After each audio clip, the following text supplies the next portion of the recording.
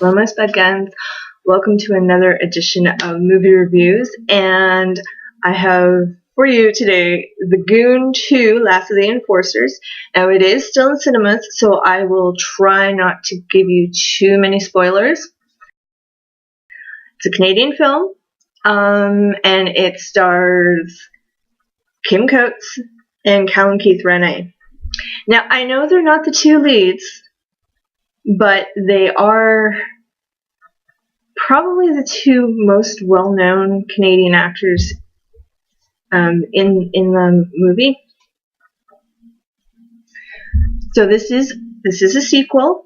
It picks up, I think, 5 years after the first one. So we have our lead character of Doug the Thug, he's a hockey player who basically hired for the fact that he can fight. He can take a punch and he can give one.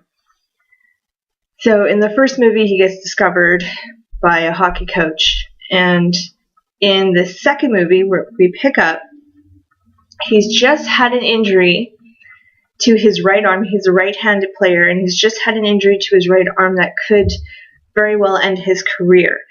And his wife just tells him that she's pregnant. So he's faced with this kind of mid-career, midlife crisis where he doesn't know what to do. He takes a job as a insurance salesman, or working in an insurance company, and he's miserable. While out with friends, he goes to see one of his heroes, one of his hockey heroes, who is sort of retired and doing freelance brawl games. He enters fighting competitions. So when he sees one of his heroes doing these freelance fight games, he asks him to train him to fight with his left arm so he can be a left-handed player. This goes on for a little while, and his coach from his original team finds out that he's doing this and hires him back. Now, how he got the injury to begin with was the owner of the team.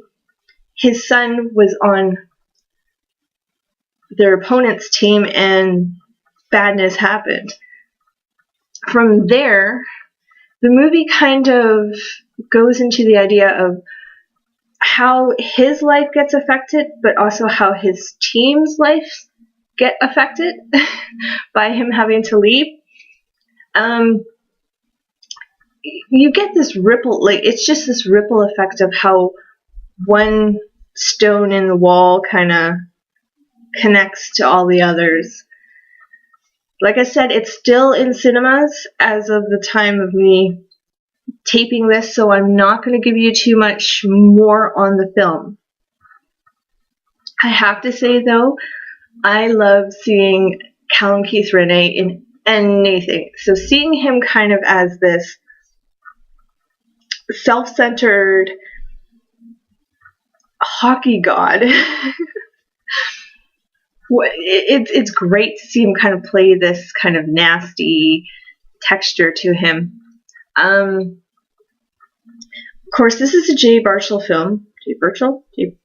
Jay Baruchel film, known for She's Out of My League and Sorcerer's Apprentice, Real Time, The Trotsky. I could go on. Just Buried, Fanboys, This Is the End, and of course Goon, the first movie. Wow, I've seen a lot of his stuff.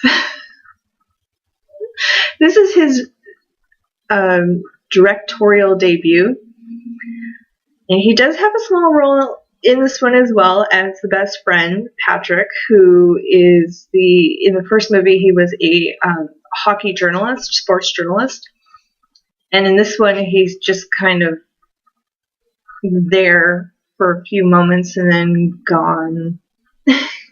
But I have to say this too, in the first movie, there was a lot of violence. The violence in the first film was so extreme at times. You had to wonder if it was put in there just to see how far they could push the ratings. This one, part 2, there's almost no fighting at all.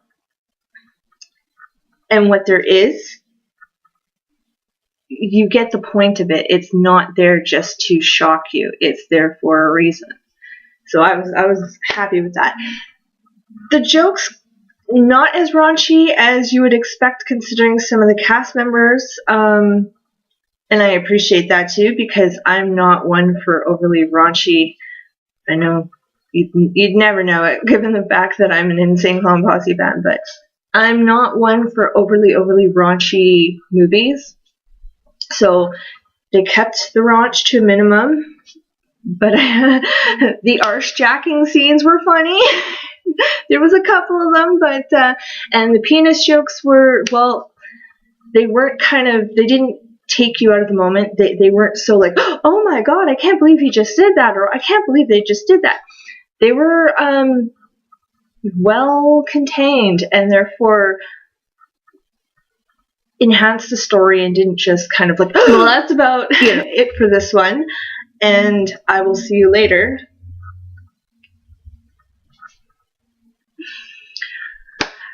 If you haven't subscribed, please do. Come back often. Leave me some comments. Show me some love. Until then, creeping screams.